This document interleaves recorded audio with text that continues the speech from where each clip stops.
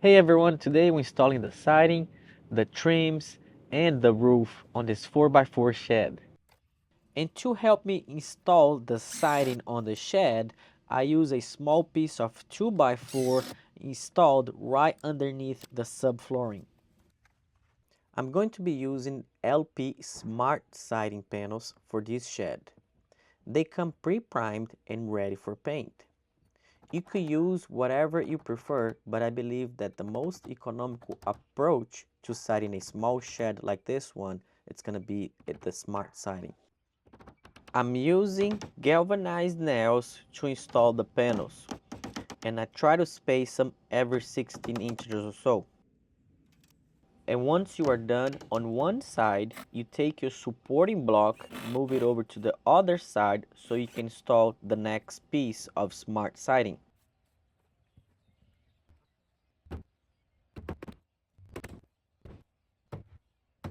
So siding your shed, it's for two reasons. One, obviously to keep the water out and your shed dry.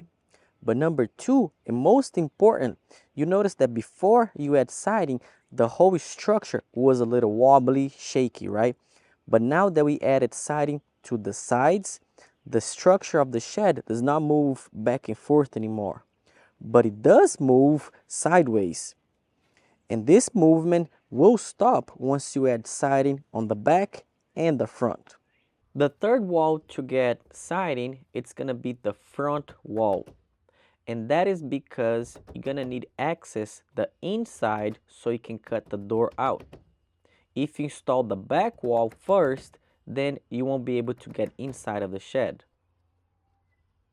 After I install the siding on the front, I go inside of the shed and I drive one screw on each corner of the door. This screw serves as a mark for cutting out the door. I place a level on top of both screws and draw a line. And then I do the same going down on both sides. To cut out the door opening, I use a circular saw. You can also use a hand saw if you prefer, or any other cutting power tool that you may like. We're gonna have to trim out few inches from the sides. So I snapped a chalk line and ran a circular saw. I built the shed couple inches shorter so we can save some money on lumber. I'll explain more on this later. The last wall will take a full sheet, no cuts needed. Once you have this last sheet installed, all there's left is to cut out the excess. And these last few cuts are gonna be very similar to cutting out a door. I snapped a chalk line and ran a circular saw.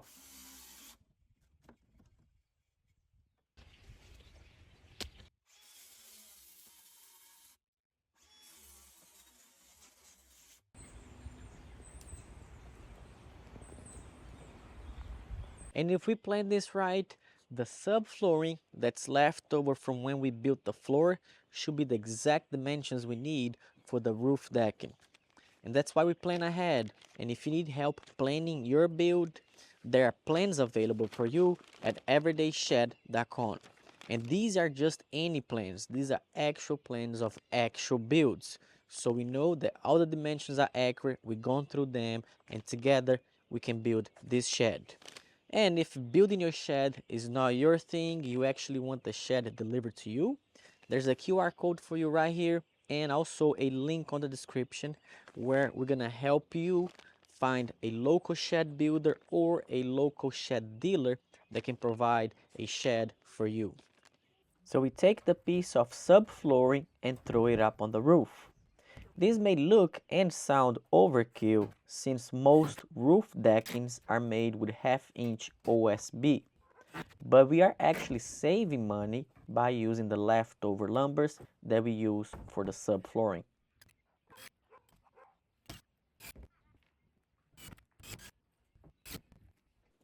Before we work on the roof, we need to add trim to the shed.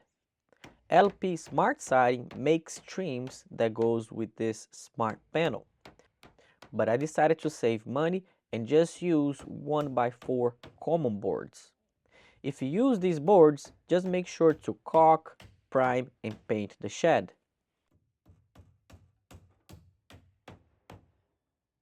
For the sides where you have weird angle cuts, I recommend placing the board against the structure and marking the cuts.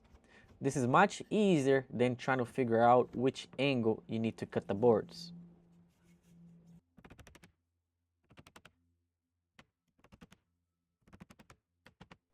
For the back and front of the shed, I use straight boards, and then on the side, I cut two boards at an angle and nail them in place.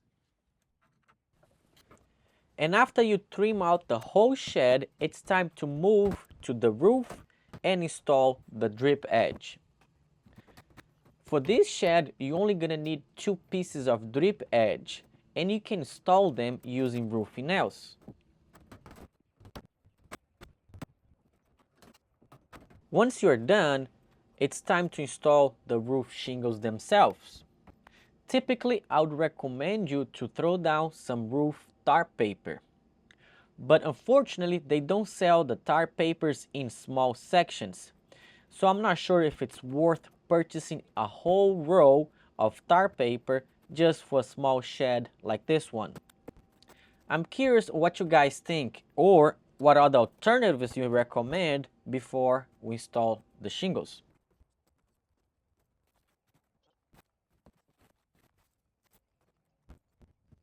The nice thing about building this shed is that it only uses a single bundle of shingles. And the other nice thing is that you can do this whole roof from a ladder. There's no need to climb on top of the shed. If you have multiple ladders, I recommend you setting them on each side of the shed so you don't have to drag it back and forth. And as you install this shingle, make sure to follow the instructions. For this specific architectural shingle, I need a 6-inch overlap on every row.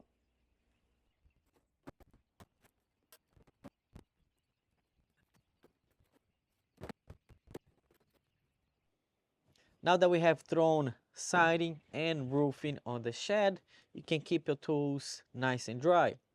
But before we finish up the whole thing, we still need to build a door and throw a coat of paint on this shed. If you want to check that out next, there's a video for you right here. If you want to check out everything from beginning to end on how to build this shed, there's a video for you right here. I hope you learned something in this video, and I'll see you in the next one. Thank you for watching.